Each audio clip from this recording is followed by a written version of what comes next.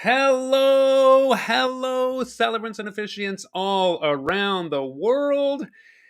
It is time for the Unboring Wedding Show live. I am thrilled to be with you. And yes, we are live. That means if you are in the chat, feel free to put something in the chat and say hello to all the many people from all over the world who are joining us live as well. So we can have conversations, you can ask questions, you can make comments, all that good stuff. I am always amazed, flattered, humbled, excited to see so many people here who are members of Unboring Wedding, people who have purchased the Academy course, the Pro course, and especially when we had live members only office hours yesterday. That's a 1 hour live just like this, but only for members of the course and the community. And then they come back for more on the very next day. Gluttons for punishment, every one of you.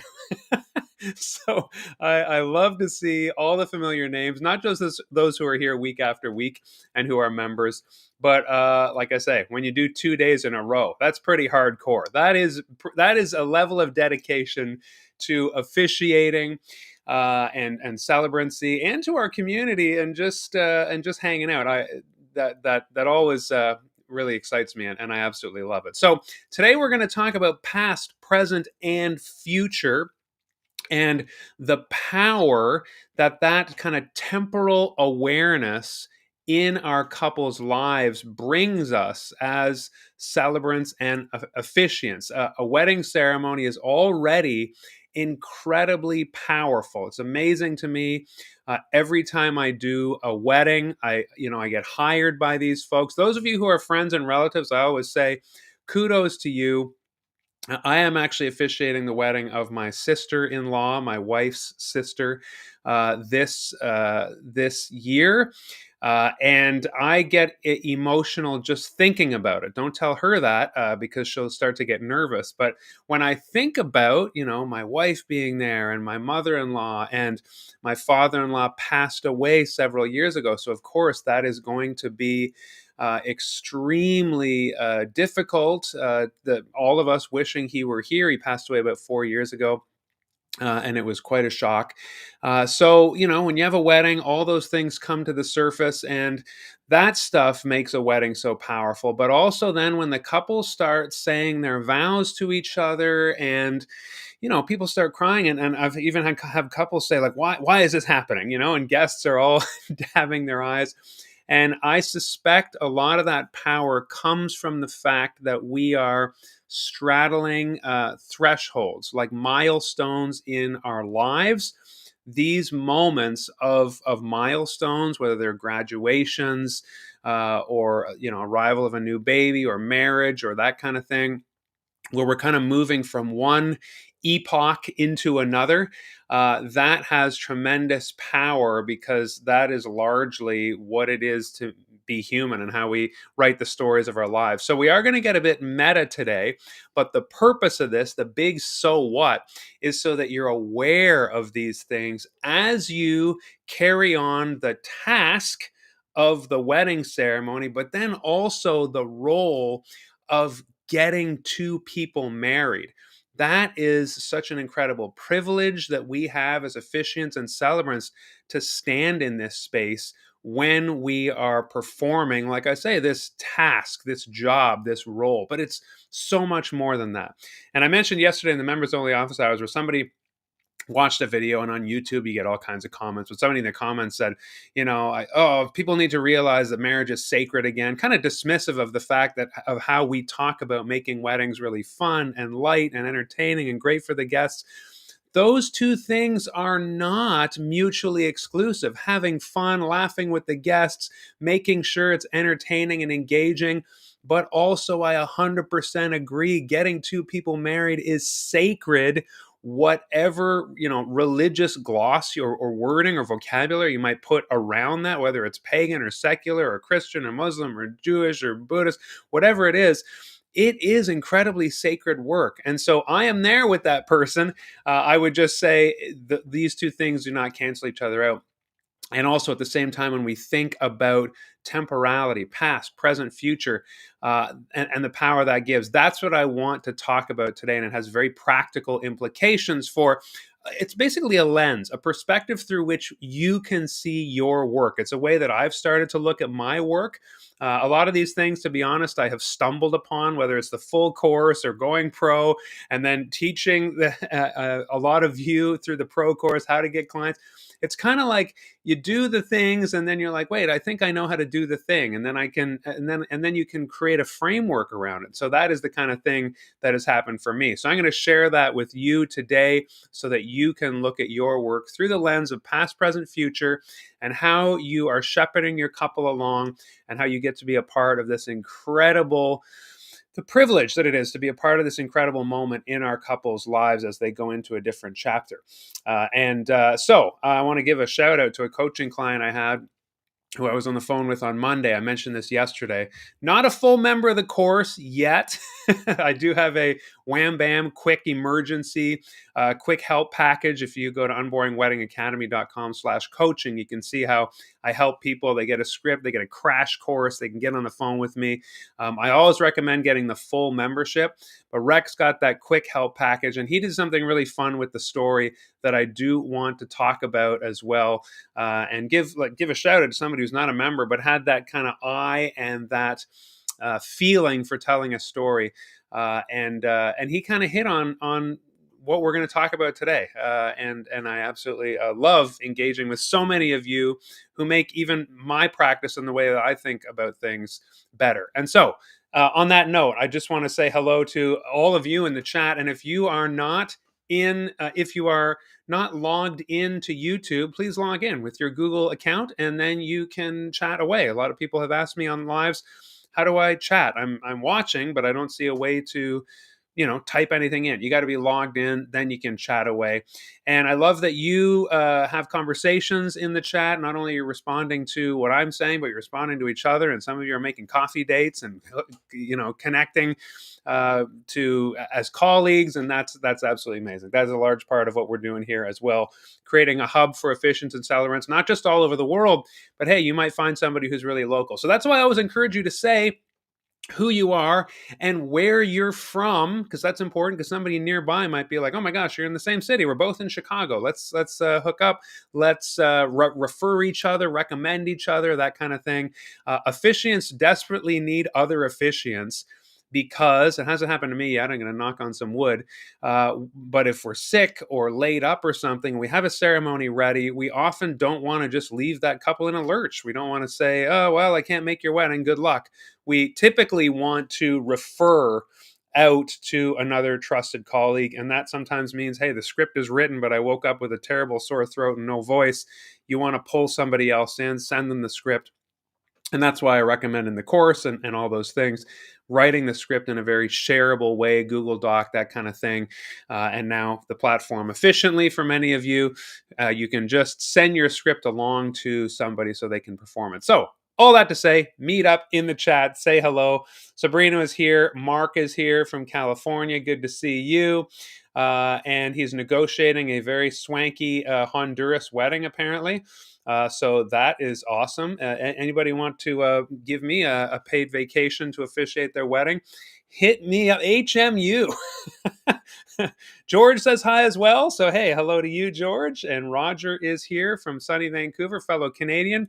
A lot of us Canadians, and I was saying this yesterday in the in the live members only office hours, I had red circles around my eyes. My eyes were stinging and watering. I was so tired. I got 4 hours of sleep on Monday, but that's because most Canadians were completely glued to the election. And I'm in Atlantic Canada, so it's even later than the Eastern time. And I was up till 3 a.m. watching the results come in. As our prime minister was elected. And so a lot of Canadians yesterday in the members only office hours were feeling the same way. I was asleep last night by 9 p.m. and I got a crazy solid 9 hours. I'm feeling much better today, back to my usual self. But hopefully, Roger, maybe you, I know on the West Coast, it wasn't so late for you guys. In fact, a lot of folks on the West Coast complain that the election is called before, while some people are even still in line over there. So I get that that's a dip. But those of us on the East Coast, we're pretty exhausted. Nancy's here. Good to see you from sunny Olympia, Washington. Jeff is here again, member who told us yesterday you crushed your first wedding. And congrats. I know your daughter gave you some strict regulations, apparently, a little bit, but you did make the best of it. And I love that you got to feel what that's like. And you are back for more. Even though you officiated your first, you are not done. And that is a typical experience of most people who follow this style and this system. Everybody wants them to do it again and again and again. So kudos and congrats to you. Bruce is here from sunny Denver. Scott is back and from moderately hot Nashville. And Scott's got his big wedding coming up. So congrats to you. And I know you're practicing and you will ace it, Scott. So good to see you. Claire is back again for more. That's right. Amazing input for a newbie. Sunny Okanagan, Penticton, BC. Jerry is here. Good golly, Miss Molly. A beautiful day in Electric City. It is gorgeous here as well. And so, yes, I am getting asked, are you feeling more rested today? So I preempted that question by saying, hey, it was a much longer sleep last night than the night before. We did not have an election last night, so I got to go to bed. Good to see you. Bonnie is here as well. And I love that you guys are chit-chatting. I don't want to skip anybody. Anita, good day. Greetings from Tennessee River Region in Decatur. It's a purty day here. So it sounds like yesterday it was gorgeous here with lots of rain on the West Coast. Sounds like it's a beautiful day everywhere in North America anyway. Please say hello if you are from a different place in North America or if you're not a member. Again, a lot of the people here are familiar faces. I love that. If you're new or not a member, please elbow your way to the front here and say hello. All right, so Paul is back in the house. Tamara from Loves Park. I love that I see a lot of these names and I know where you're from before I even read it. That is, we're really getting a sense of each other here. I should say I'm in New Brunswick, Canada, just north of Maine, Maine right on the border of our town. Every morning I run along the river and I could swim across if I didn't risk getting shot. But it is literally the international border right there. We are that close. Scott has a question. Remember, Scott, this is not members only office hours. That was yesterday. But let's see. If it's not too much of a hot potato or a spicy meatball, I'll take it. In the ceremony after dad's agreed to bless the marriage and the groom steps forward to take his bride, should he greet dad first or acknowledge the bride and then greet dad? Okay, that's a great question. I do think I talk about it in the video, but I always say the videos in the course, it's like drinking from a fire hose. It is right there in the script template that I offer you. Bullet points in blue, one after another. And so, and that's not just haphazard. It really is the method to my madness in a script is always follow this, especially in the rehearsal. So I always recommend that I think in the script it says, hugs and kisses exchanged, etc. But just for that one line, but then it's very, very laid out. So maybe you're asking because it says hugs and kisses exchanged, but typically hugs and kisses are not exchanged. I think I say handshakes as well. So it's a good question if you're looking to unpack that. I don't condone hugs and kisses between the marriers yet. Typically, when they stop at the front row, you're not going to have the other marrier go forward and start making out with their fiance while dad is standing there watching. So when I'm saying hugs and kisses and handshakes, typically what I mean is, to answer your question very succinctly, the marrier will go forward, groom in this case, and shake dad's hand. I say go straight to dad, shake the hand or give a hug or fist bump or whatever. Again, in the rehearsal, I say, work this out, you two, because everyone's going to be watching and scrutinizing this moment.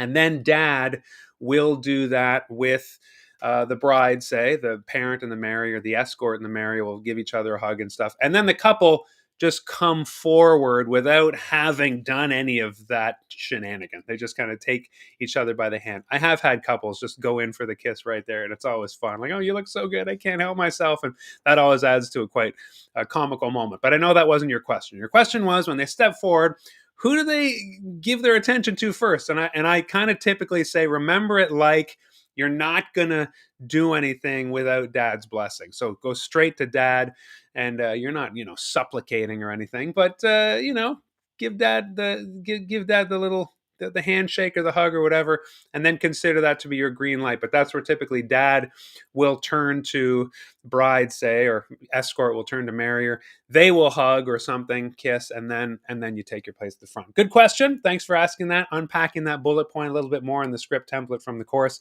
Jeff says, after I walked my daughter down the aisle and took my place at the front, I got choked up for a moment.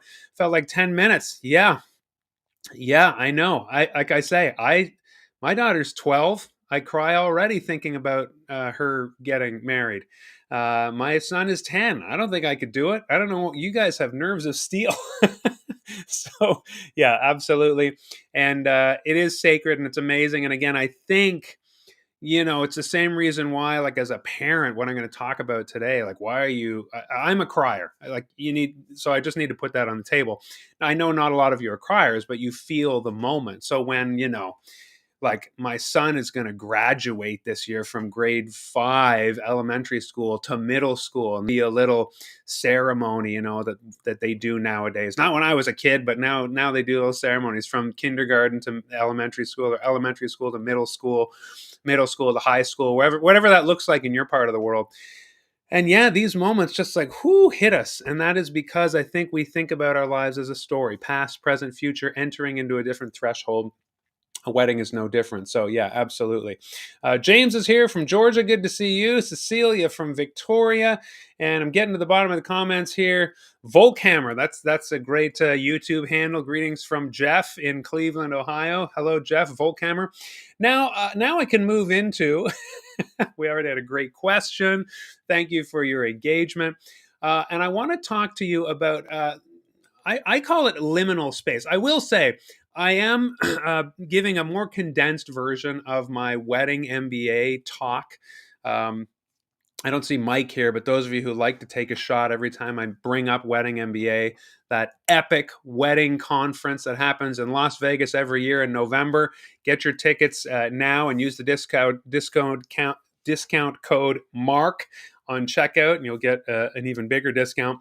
But it is this November. I'm hoping, as a Canadian, that I can get in, and I go every year and I absolutely love it. And so I spoke last year and met many of you. And I talked about the liminal space that officiants occupy. That's what I call it. So if you're at Wedding MBA, I'll say this now. Thanks for joining us. If you're at Wedding MBA last year and you're like, oh, Mark's going to just say this thing I already heard, you can tap out and I won't be offended. You can say, oh, I heard this one already. See you next week. But I realize I haven't shared this more widely yet.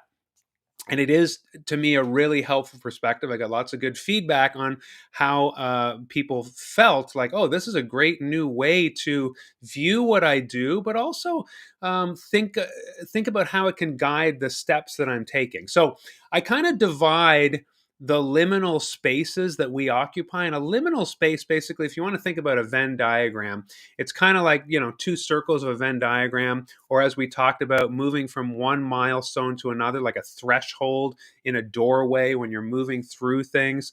There are two kind of main liminal spaces that we are occupying as wedding officiants and celebrants when we do this work.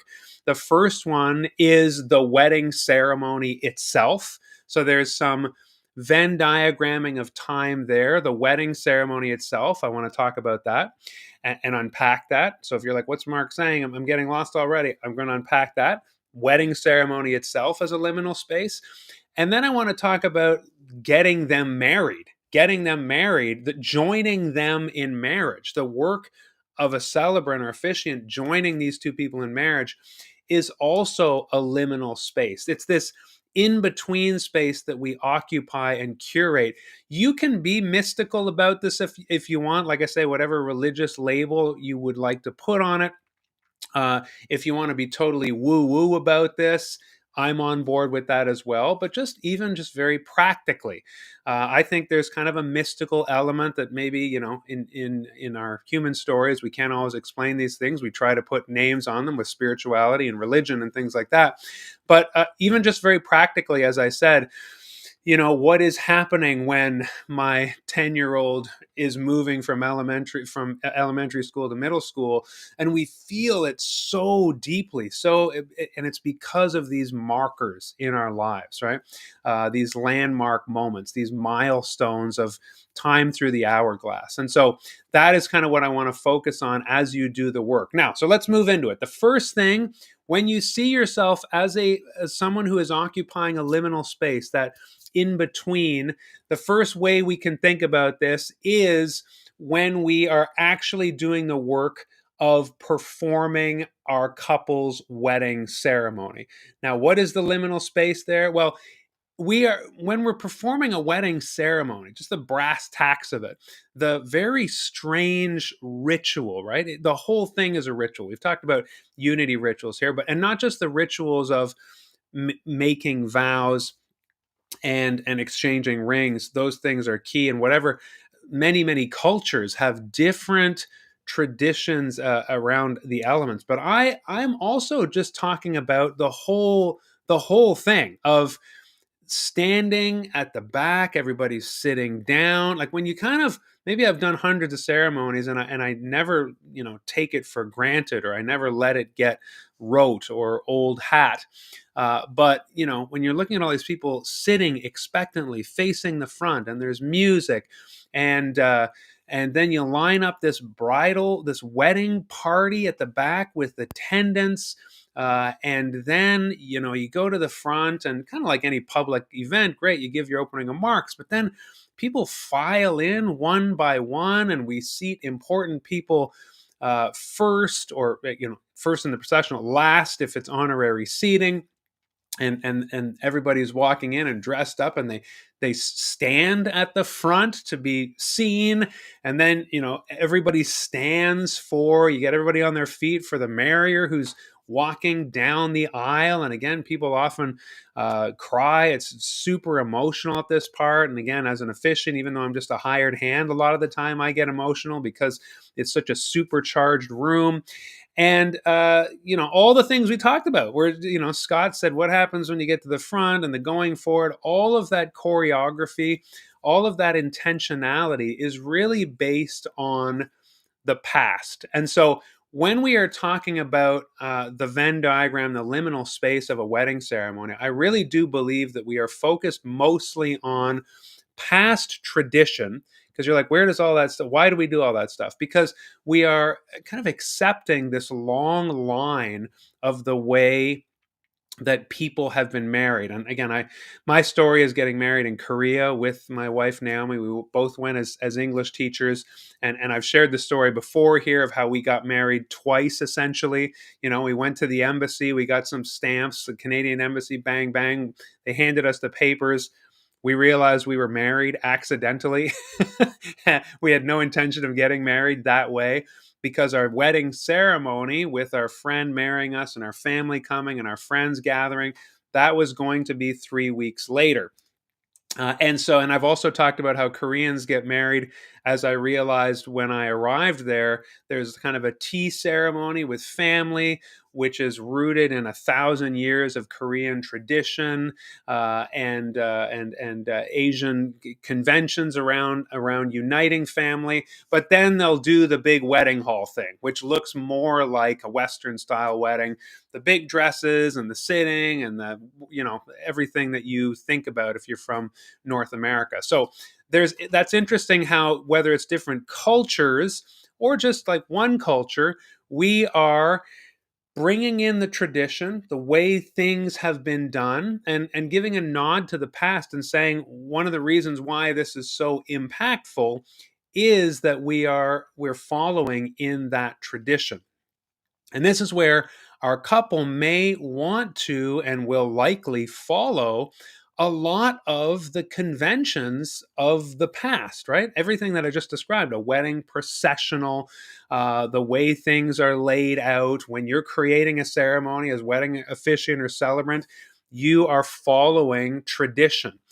But at the same time, we want to be keeping what we would say, I want a modern ceremony a couple will ask for. Well, that means you're going to also use present conventions, the way things are changing. And so that is another way that as a wedding officiant or celebrant, you want to stay fresh. You want to be thinking, I'm going to be traditional, but I'm also going to make sure that if my couple sees something on TikTok that they want to do, that we incorporate that.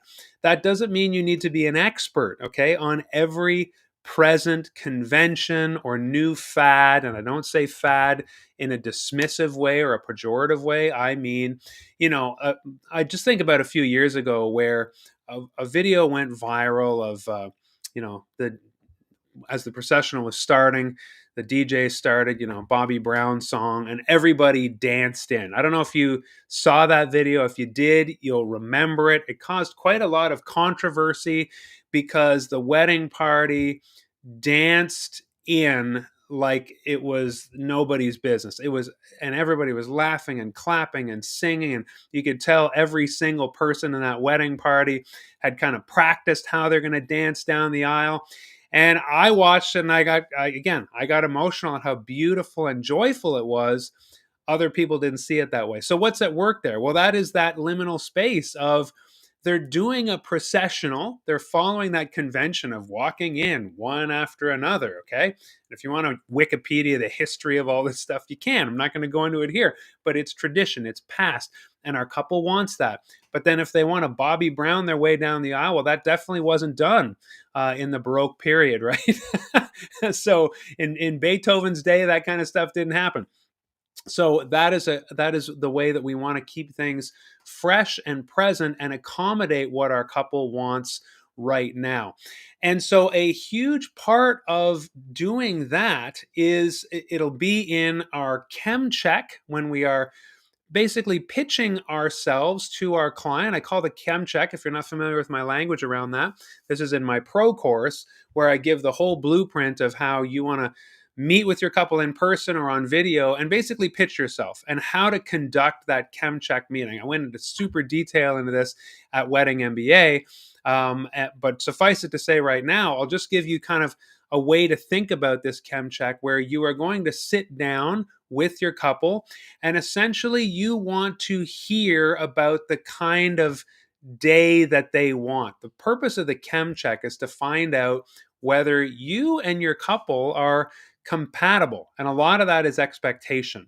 I hear a lot of nightmare stories from officiants who, they got booked or, they accepted money or whatever. And then suddenly their couple turns into this nightmare couple. And I didn't think it was this. I didn't think they wanted that.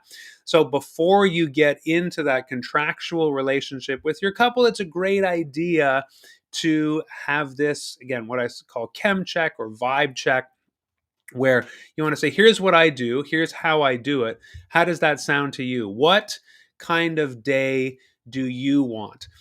Now, a tip I will give you is you ask your couple what kind of day they want. And again, that will be based on traditions and it'll be based on some new things. And I advise you as an officiant or celebrant to be very accommodating. You don't need to know all the new fads and trends and things that people want, because it's okay to say, great, I can't wait to figure out how to do that, research how to do that, write some scripting around that. I'm very excited to make that happen for you in your ceremony. So you've got that aspect of you're listening to what they want, past and present. But a very powerful thing that you can deploy in the chem check is after they kind of tell you what kind of day they want to have, I always say in the chem check, okay, so you can ask me any questions and I'm open to that. I say this to the couple, but also I want to tell you the process. I want you to know what it's like to work with me from, yes, Mark, we want to book you, to the day that we get to your wedding. How many times do we need to meet? How many meetings do we need to have? What homework do I need from you? Do I need anything from you? What do I? And so you start to answer that question. Typically, the couple will say, "Oh, well, let's hear your spiel before we pump you full of questions." And I say, "That's great. And if I do this really well, you won't have many questions." And I talk in the pro course about how to make sure that you are ready, because essentially this is a pitch. If you want this job and the couple is seeing other officiants, it is kind of a job interview. And we need to think about it that way, while also having a great time with our couple and figuring out if we are a good fit.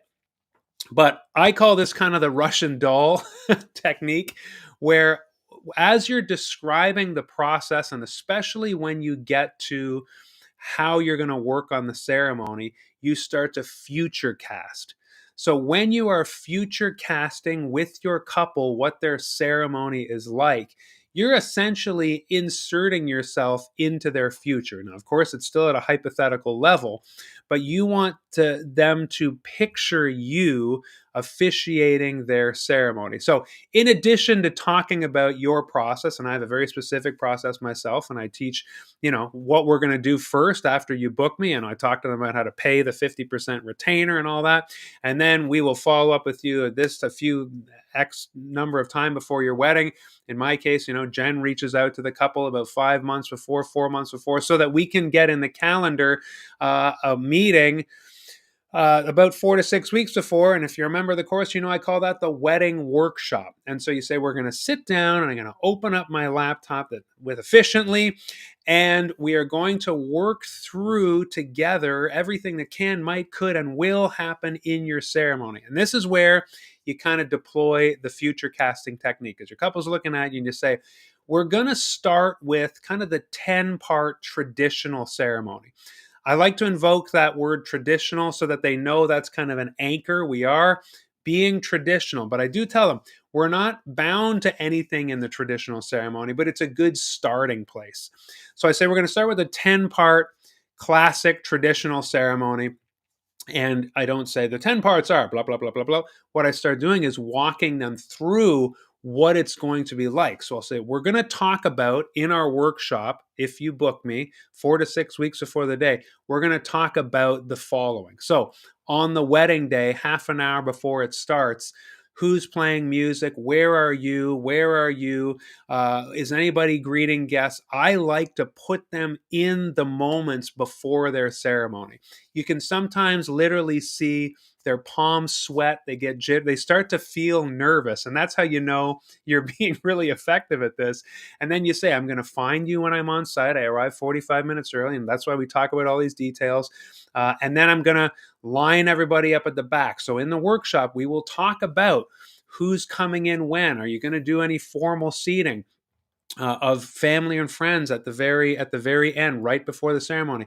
I like to go up and give opening remarks, but before I do that, I'm going to ask you, am I going to go up there alone? Am I going to be with one of the marriers? Am I walking up with marriers' attendants, their wedding party?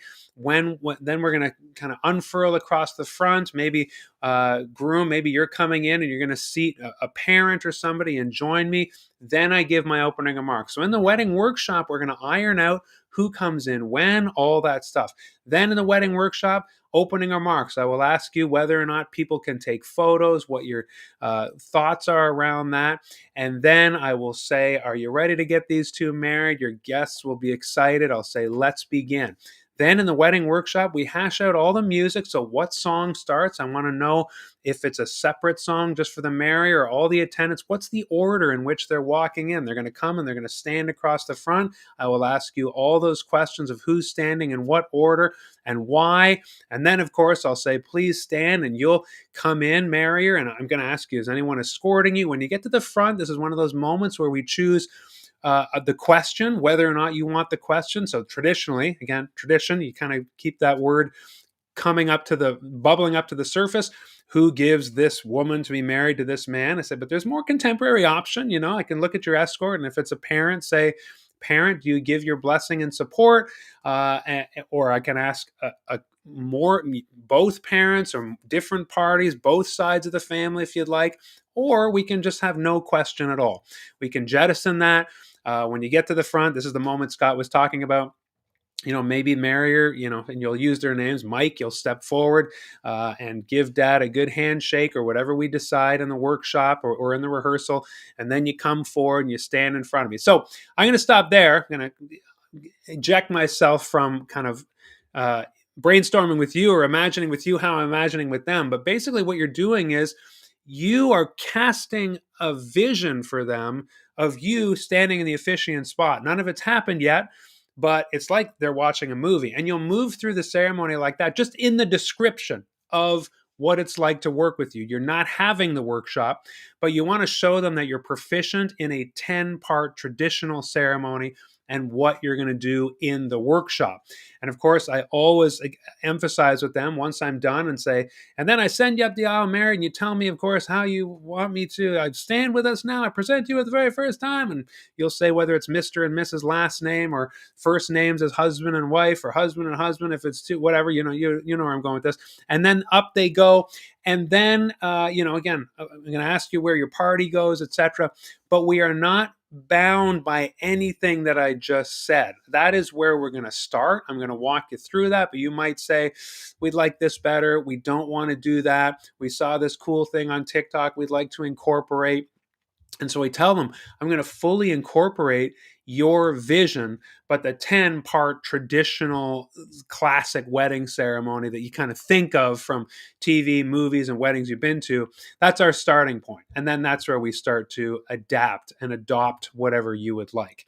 So that's a strategy for the chem check that I say, we're talking about past. We're talking about their present vision. Although, again, if they're booking you a year in advance, they might not have too much of that, but they might have some ideas about, more contemporary, modern trends or fads when it comes to tradition, and when it comes to a wedding ceremony. And then in the chem check, you are future casting yourself in the role of their wedding.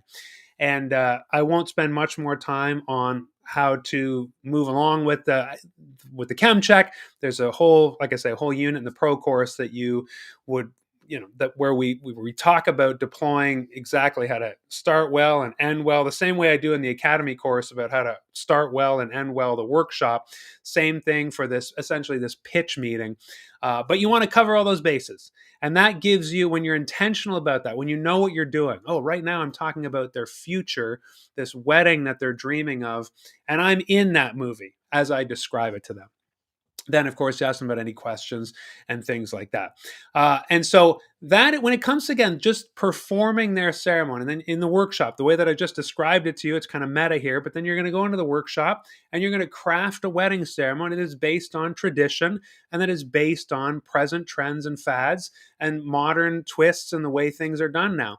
And that is how you make sure that the wedding is everything the couple wants and nothing they don't want. We can't be the kind of wedding officiant who is clinging to, tradition so hard that, we must have this in it and we must have that in it, and there's no negotiating at all. You're not going to be successful as a professional wedding officiant. And you heard here somebody like Jeff said, my daughter, gave me constraints and made, kept me to this and that. And the couple are the boss. That is, if they want to be super traditional, it's not, your favorite. Well, if you want to be a successful wedding officiant, you remember that this is their ceremony. It's always their ceremony. You will accommodate.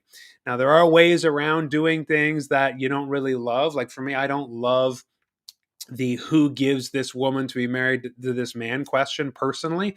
And so anytime, this is like a little free hack for you. Anytime a couple asks me to do something that I personally don't love, and I just want to give a wink and a nod to those who are perceptive that this is not me who's choosing this, I always say, the couple have asked me to ask. The couple have requested that I ask, blah, blah, blah. The couple have requested that. The couple would like me too. And that is kind of my little out in terms of if anybody's sitting in the crowd going like, what is this guy from the 1600s? Well, if the couple wanted it and it's meaningful to them, I'm not going to say, I don't want to do this, but again, there's a clever way to say it. The couple have requested that X, Y, Z. Okay, so that's the actual wedding ceremony itself. And that's the nitty gritty of crafting the wedding ceremony. Now, after the wedding workshop, when you have all that data, you move into thinking about the elements of the ceremony, the kind of meat of the ceremony itself, aside from the moving parts and who's doing what, and maybe your couple have asked for readings, et cetera, et cetera. But we also have this job, this liminal space of getting them married. And I believe the power of the unboring wedding style and system, the way that I've done it, is because in that wedding ceremony we are straddling, again, think of Venn diagram, we are straddling their past and their future. Obviously, we're in the moment in the wedding. We've talked about tradition and present trends and fads for the ceremony itself. But I think that kind of tear jerky power that we're all feeling in a wedding ceremony is based on how, as a wedding officiant, we are heightening the past and the future.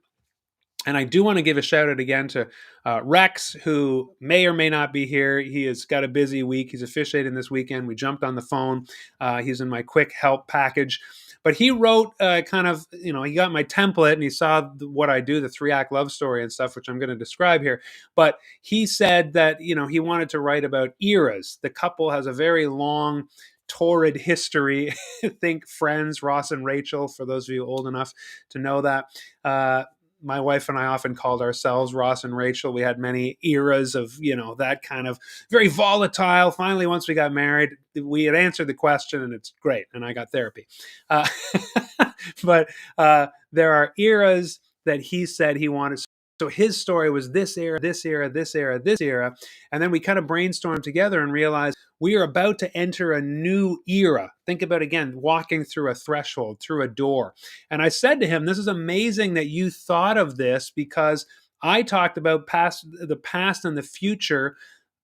That's what gives the wedding, the getting them married part, such power in this style and system. And I even talked about it in November in Vegas, and I'm talking about it this Wednesday. So it's pretty amazing that it came up at this time where he said, I'm really feeling like sending them into their future together is really strong, and I want to mention this. So this is where I will talk to you now about the business of getting them married. Is incredible. Like when we're in the wedding ceremony, something is about to happen where they come out and they are married. Now, again, with my wife and I, we got married accidentally at the embassy with paperwork. We said, let's not consider ourselves married. Let's still keep it really special, and let's act like we're only married on December 31st at our ceremony. So we didn't after that moment say, oh, we're married, and tell all our friends we're actually already married. We just kind of said that was the paperwork portion.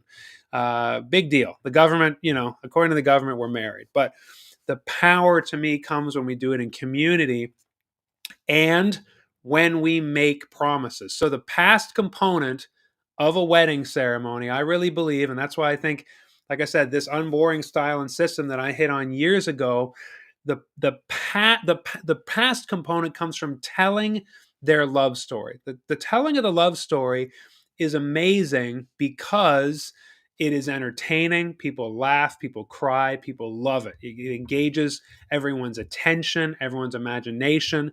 They learn about the two people standing in front of you getting married. I've had vendors say, thank you so much for that, because I'm the planner. Or, I've had people on the catering staff say, I love now that we know Sarah and Jill, because we heard the story of Sarah and Jill, and now we feel like we know whose wine we're pouring tonight and stuff like that. There's incredible power in kind of earmarking their past, gathering it up and saying, here's the past of these two beautiful people. So that's why we talk about how they met, their first impressions of each other, the first date, and how that went down. And sometimes it was rocky, and sometimes it was magical. Sometimes it was in between. It wasn't that great. It wasn't anything. We never really thought we'd see each other again. But then the proposal, right, and what happened there to bring us to this moment. That's why I say you frame the story with, how did these two get here today? And then you tell the 3 acts, and then you end it with, and here we are today.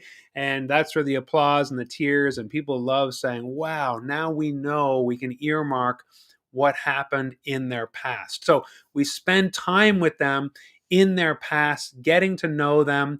And I've mentioned before how when my wife, Naomi, who's a trained marriage and family psychotherapist, when she kind of caught wind of what it is that I do by way of such a system, she said, did you know that is an actual tool of psychotherapists doing couples therapy, to sit down maybe in the first session, of course, and hear what their issues are and what their problems are, but then very quickly say, tell me about how you got together. And that is a tool that is deployed by professionals who are trying to help this couple, and getting them back in their past and getting them to kind of, in a sensory way, be reminded of what brought them together in the first place. Hey, maybe they need to break up ultimately. That's neither here nor there. But it's very powerful to take the couple back to why they originally got together. It's much happier in a wedding ceremony setting to be doing that, but there is such power in them writing their answers to you to those questions, and then you telling them out to everybody, and harnessing their past that way. And then, of course, you know that I talk about the love about section. Ask the couple what they love about each other, and that is the present. So you're straddling past, and then in the present, what do you love? This is why Sarah can say of Jill what she loves about Jill. And then, and she told me, and then you kind of read out what Sarah told you she loves about Jill right now, why they're getting married. And then you do that for the other marrier. Then, of course, we do that for friends and family, what they love about them. So we're really taking a pause in the present, with this kind of chunking out of the unboring wedding style ceremony, and then we move into the future. We walk through that door together. And this is where Rex really hit on it and said, he said before, because we talked about the previous four eras, we kind of worked together on how he's going to say, you've been through four incredible eras together. Well, we're about to enter together now into your happily ever after era.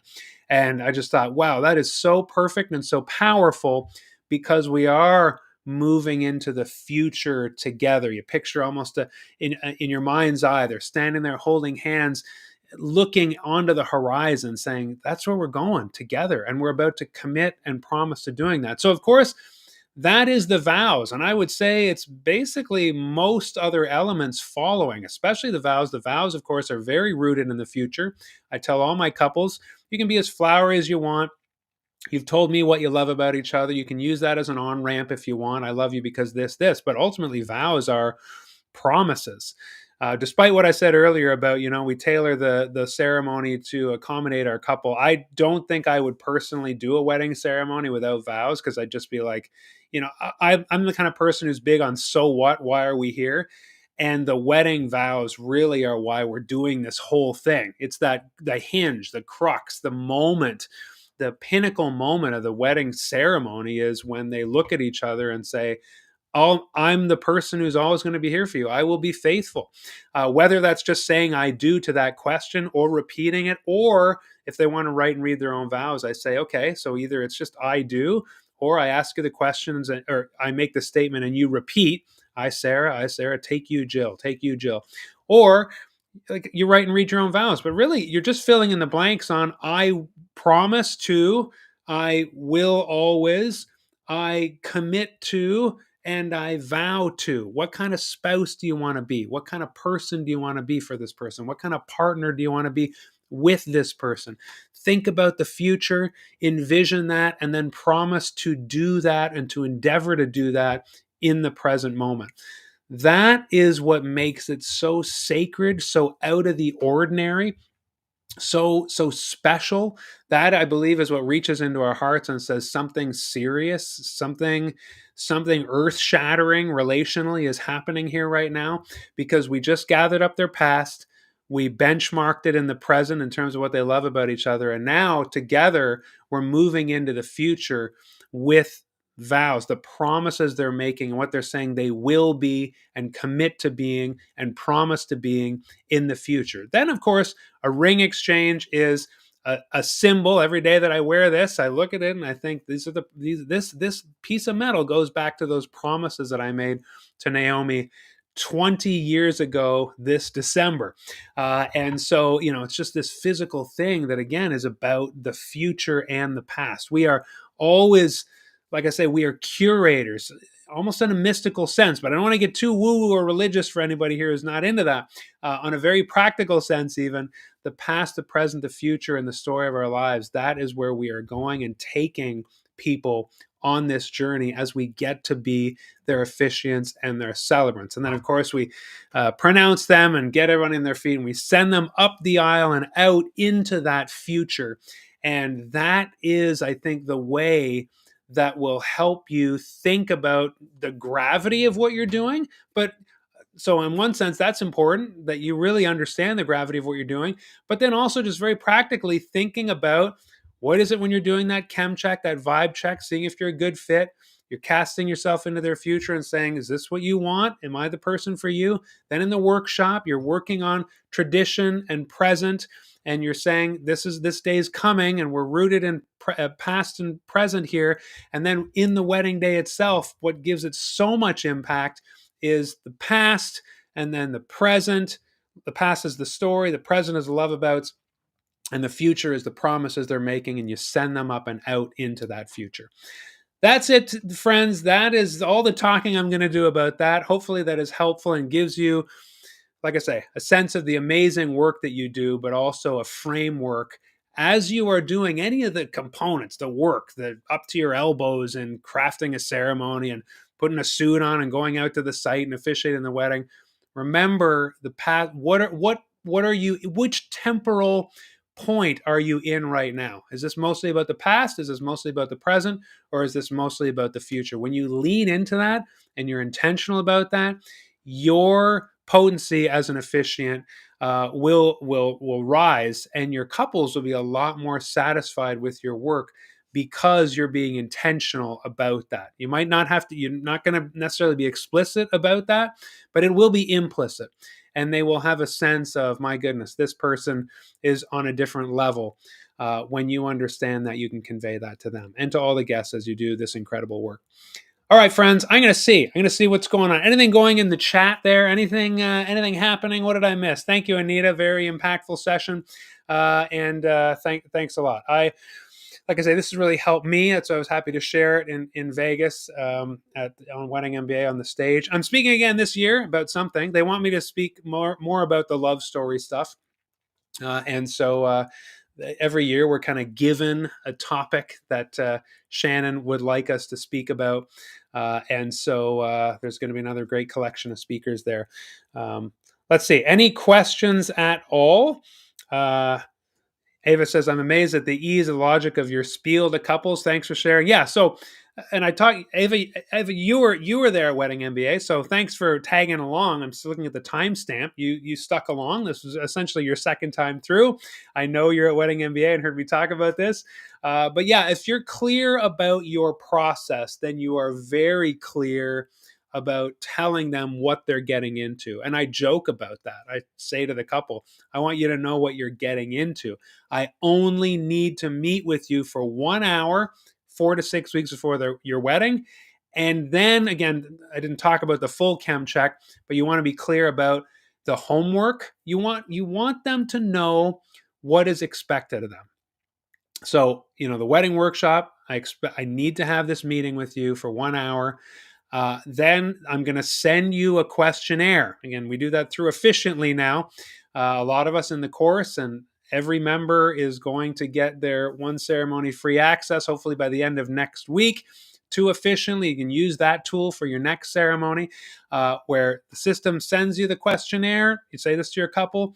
You fill out those fields, how you met, first day proposal. Takes about half an hour, I would say, to get me the information I need. Give me some email addresses of people who will say great things about you, and that's it. Then I really hope to have a rehearsal. I tell them that's part of my price. That's part of my service. I want to have a rehearsal with you, even if it's just us meet on the site, walk through. And again, I know that let's not get down the rehearsal rabbit hole. Some officiants say it's too time consuming, etc. For me, I want to officiate a rehearsed ceremony. I want to meet everybody's friends and family the night before. It's one of my favorite things about officiating is the rehearsal. Everybody's showing up more as themselves the night before. You survey the area, you do a bit of a walkthrough, you laugh, you get to know everybody. That is stage 5 of Unboring Wedding Academy, how to run the rehearsal every step like a ninja and how crucial it is. But this is the kind of stuff you tell them in the chem check. And so when you're clear about your own process, you can kind of roll it off and talk to them while you're doing it about, here's the only few times I need to bother you. Couples need to know because they'll have maybe 6 or 8 different vendors, from makeup to floral to venue to planner to photographer. They want to know, okay, officiant, how much of my time are you going to gobble up? And so I always tell them, I'm straddling needing to bother you the least, but getting the most out of your time that I need to create an incredible ceremony. So you want to hit that perfect middle. I don't want to bother you more than I need to. I also don't want to under meet with you because you're busy and then I can't give you the best ceremony ever. So that's kind of what we're straddling through the whole time. Clint says, thank you from Calgary. Good to see you, Clint, another fellow Canadian here. Love that. And good to have you. Tamara's here. Good to see you. And thank you. Thank you for your thank you. Sika says, awesome. Thank you. Sabrina says, super stuff. I love this. So maybe I'll just leave on this high if there are no other questions. Jeff says, after I gave my opening remarks and moved back to walk her down the aisle, she said, what was all that yelling? So this is awesome because I think, Jeff, you're talking about opening remarks. And this is where I kind of said to Scott, even if your couple says, I don't want any direct guest engagement. I talk about the 5 moments of direct guest engagement in the Academy course. Uh, even if they look at the script and say, I don't want you to do it here, here, here, or here, that's really tough because those moments are really fun. But I still say, try to engage the guests at least before the ceremony starts in your opening remarks. This is not 10 minutes before. This is, you walk out at start time, as Jeff must have done, and just say, hey, we haven't started yet. Are you ready to get these 2 hitched? And everybody cheers. And this is an event years in the making, and turn off your phones, and you can't take pictures and all that stuff. And they say, are you ready? Are you ready? Should we get to it now? It's time to start. And everybody cheers. And that a lot of the time is what the couple and the attendants who are walking in the processional, they hear that and they're intrigued. It's kind of like Sweet Revenge because another part that I teach in the course is rallying the wedding party. So at start time, right before you come in and rally the guests like that, you rally the wedding attendants, which means when everybody's lined up at the back and super nervous and they're getting ready and you're nervous too, and you're looking down, everybody's sitting and there's music playing and you're about to start. But that's where you want to take a moment, and the playbook is in the course, to rally the wedding party. We've practiced, we're here to get these 2 hitched, team, bride and groom. Yeah, we got this. And so a lot of times the guests hear the wedding party cheering and whooping at the back. And so guests are turning around. What the heck is going on back there? I'm hearing the wedding party cheer and holler and whoop.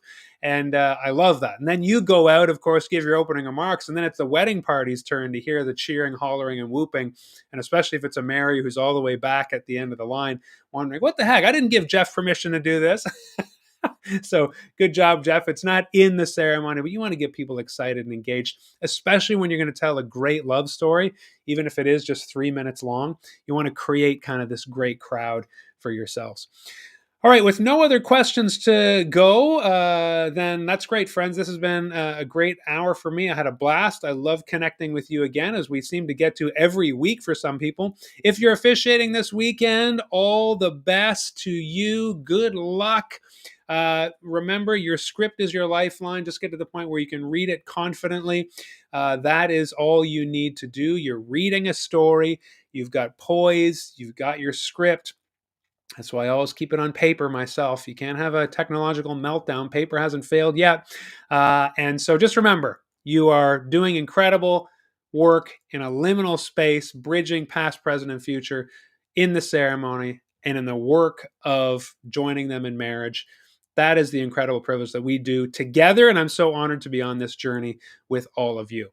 I will hope to see you next week. I think, I typically have a board meeting the second Wednesday of the month, but it looks like it might be moved or something. So if you're on my mailing list, if you've grabbed the guide, unboringweddingacademy.com/guide, unboringwedding.com/guide, then you're on my list and you get an email where I mention when I'm going live, or just follow me on the YouTube channel here and you'll get a notification if I'm going live. Have a great week, everybody. Perhaps I'll see you next week. Stay tuned. And as usual, thanks for joining me today. Marry on.